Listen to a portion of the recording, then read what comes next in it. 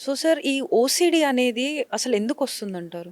OCD అంటే it is obsessive compulsive disorder. హ్మ్. It is a అంటే ఇందులో 2 పార్ట్స్ ఉంటాయి. హ్మ్. Obsessions and compulsions. అబ్సెషన్స్ అంటే రిపిటేటివ్‌గా అన్‌వాంటెడ్ థాట్స్ వస్తూ ఉంటాయి. Those are intrusive in nature. Hmm. అంటే మనం వద్దనుకున్నా గూడా అదే థాట్ రావడం.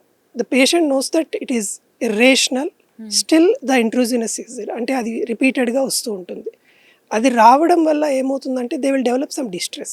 ఓకే. ఆ డిస్ట్రెస్ తగ్గించుకోవడానికి ఆ థాట్ ఏదైతే బిహేవియర్ చేయడానికి థాట్ వస్తుందో ఆ బిహేవియర్ని రిపిటేటివ్గా చేస్తూ ఉంటారు. దాన్ని కంపల్షన్ అంటారు, కంపల్సివ్ బిహేవియర్ అనేసి. ఇక్కడ కోర్ థింగ్ ఏంటంటే repetitiveness. For suppose there are multiple types of OCD ఉంటాయి.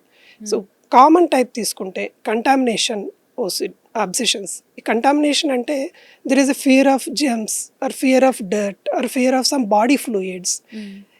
ఈ ఫియర్ ఉండడం వల్ల they will develop a feeling of unclean అనేది ఫీలింగ్ డెవలప్ అవుతుంది. ఆ ఫీలింగ్ వల్ల దే డెవలప్ సమ్ డిస్ట్రెస్. అది తగ్గించుకోవడానికి దే ఫ్రీక్వెంట్లీ వాష్ చేసుకుంటూ ఉంటారు. బట్ ఆ బిహేవియర్ అనేది టెంపరరీగా మాత్రమే రిలీఫ్ ఇస్తుంది. So again the repetitiveness, the thought మళ్ళీ వస్తుంటుంది. సో మనం బయటికి అంటే బయట నుంచి చూసినప్పుడు the patient behaviour time consuming ఉంటుంది. ఆ బిహేవియర్ జనరల్గా ఒక 2 మినిట్స్లో చేయాల్సింది వాళ్ళు 2 అవర్స్, ఒక్కొక్కసారి 8 అవర్స్ పర్ డే కూడా చేస్తూ ఉంటారు. Okay. And more of distress బాగా డెవలప్ అయిపోతుంటుంది వాళ్ళకి.